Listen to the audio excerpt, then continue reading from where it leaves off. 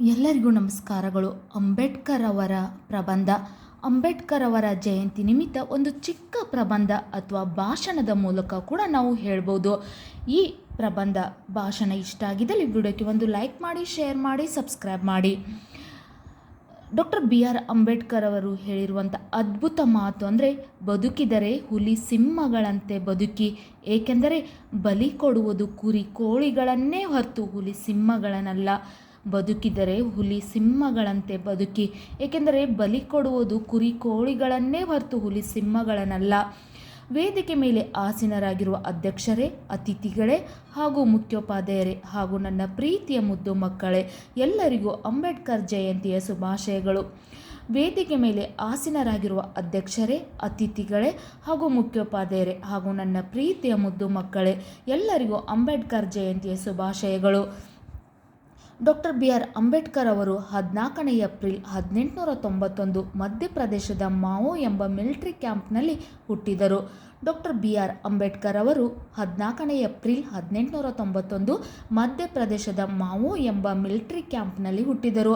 ಅಂಬೇಡ್ಕರ್ ಅವರ ತಂದೆ ರಾಮ್ಜಿ ಸಕ್ಪಾಲ್, ತಾಯಿ ಭೀಮಾಬಾಯಿ. ಈ ದಂಪತಿಗಳ 14ನೇ ಮಗನೇ ಅಂಬೇಡ್ಕರ್. ಅಂಬೇಡ್ಕರ್ ಅವರ ತಂದೆ ಹೆಸರು ರಾಮ್ಜಿ ಸಕ್ಪಾಲ್, ತಾಯಿ ಹೆಸರು ಭೀಮಾಬಾಯಿ. ಇವರ 14ನೇ ಮಗನಾಗಿ ಹುಟ್ಟಿದರು ಅಂಬೇಡ್ಕರ್ ಅವರು. ಅಂಬೇಡ್ಕರ್ ಅವರು ಭಾರತದ ಮೊದಲ ಕಾನೂನು ಮಂತ್ರಿಯಾಗಿದ್ದರು. ಅಂಬೇಡ್ಕರ್ ಅವರು ಭಾರತದ ಮೊದಲ ಕಾನೂನು ಮಂತ್ರಿಯಾಗಿದ್ದರು. ಅಂಬೇಡ್ಕರ್ ಅವರನ್ನು ಭಾರತೀಯ ಸಂವಿಧಾನ ಪಿತಾಮಹ ಎಂದು ಪರಿಗಣಿಸಲಾಗಿದೆ. ಅಂಬೇಡ್ಕರ್ ಅವರನ್ನು ಭಾರತೀಯ ಸಂವಿಧಾನದ ಪಿತಾಮಹ ಎಂದು ಪರಿಗಣಿಸಲಾಗಿದೆ. ಅಂಬೇಡ್ಕರ್ ಅವರು ಭಾರತದಲ್ಲೇ ಸಂಪೂರ್ಣ ಶಿಕ್ಷಣವನ್ನು ಪಡೆದು ಮೊದಲ ದಲಿತರಲ್ಲಿ ಒಬ್ಬರು. ಡಾಕ್ಟರ್ BR ಅಂಬೇಡ್ಕರ್ ಅವರು ಭಾರತದಲ್ಲೇ ಸಂಪೂರ್ಣ ಶಿಕ್ಷಣವನ್ನು ಪಡೆದಂಥ ಮೊದಲ ದಲಿತರಲ್ಲಿ ಒಬ್ಬರು. ಅಂಬೇಡ್ಕರ್ ಒಬ್ಬ ಮಹಾನ್ ವಿದ್ವಾಂಸ, ಸಮಾಜ ಸುಧಾರಕ ಮತ್ತು ಸಮಾನತೆಯ ಹರಿಕಾರ. ಅಂಬೇಡ್ಕರ್ ಬಾಲ್ಯದಲ್ಲೇ ಅನೇಕ ಅವಮಾನಗಳನ್ನು ಎದುರಿಸಿದರು. ಅಂಬೇಡ್ಕರ್ ಒಬ್ಬ ಮಹಾನ್ ವಿದ್ವಾಂಸ, ಸಮಾಜ ಸುಧಾರಕ ಮತ್ತು ಸಮಾನತೆಯ ಹರಿಕಾರ. ಅಂಬೇಡ್ಕರ್ ಬಾಲ್ಯದಲ್ಲೇ ಅನೇಕ ಅವಮಾನಗಳನ್ನು ಎದುರಿಸಿದರು. ಅವರು ಭಾರತದ ಸಂವಿಧಾನವನ್ನು ರಚಿಸುವಲ್ಲಿ ಪ್ರಮುಖ ಪಾತ್ರ ವಹಿಸಿದರು. ನಮಗೆ ಹಾಗೂ ಜೀವನವೇ ಒಂದು ದೊಡ್ಡ ಪಾಠ. ಅವರನ್ನು ಭಾರತದ ಸಂವಿಧಾನ ಶಿಲ್ಪಿ ಎಂದು ಕರೆಯಲಾಗುತ್ತದೆ. ಅವರು ಭಾರತದ ಸಂವಿಧಾನವನ್ನು ರಚಿಸುವಲ್ಲಿ ಪ್ರಮುಖ ಪಾತ್ರ ವಹಿಸಿದರು.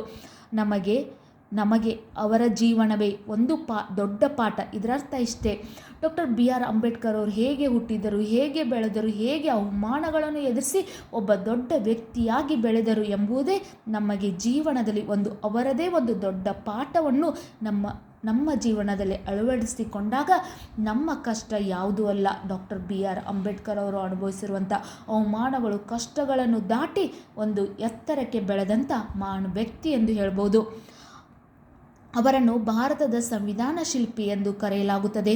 1956ರಲ್ಲಿ ಅವರು ಅನಾರೋಗ್ಯದಿಂದ ನಿಧನರಾದರು ಮತ್ತು ಅವರು ಭಾರತೀಯರಲ್ಲಿದ್ದ ಜಾತಿ ತಾರತಮ್ಯದ ವಿರುದ್ಧ ಕೊನೆಯವರೆಗೂ ಹೋರಾಡಿದರು. 1956ರಲ್ಲಿ ಅವರು ಅನಾರೋಗ್ಯದಿಂದ ನಿಧನರಾದರು ಮತ್ತು ಅವರು ಭಾರತೀಯರಲ್ಲಿದ್ದ ಜಾತಿ ತಾರತಮ್ಯದ ವಿರುದ್ಧ ಕೊನೆಯವರೆಗೂ, ಅವರ ಜೀವನದ ಕೊನೆಯವರೆಗೂ ಹೋರಾಡಿದರು. ನಿಮಗೂ ಕೂಡ ಡಾಕ್ಟರ್ BR ಅಂಬೇಡ್ಕರ್ ಅವರ ಒಂದು ಚಿಕ್ಕ ಪ್ರಬಂಧ ಅಥವಾ ಭಾಷಣ ಇಷ್ಟ ಆಗಿದ್ದಲ್ಲಿ ವಿಡಿಯೋಕ್ಕೆ ಒಂದು ಲೈಕ್ ಮಾಡಿ, ಶೇರ್ ಮಾಡಿ, ಸಬ್ಸ್ಕ್ರೈಬ್ ಮಾಡಿ. Thank you.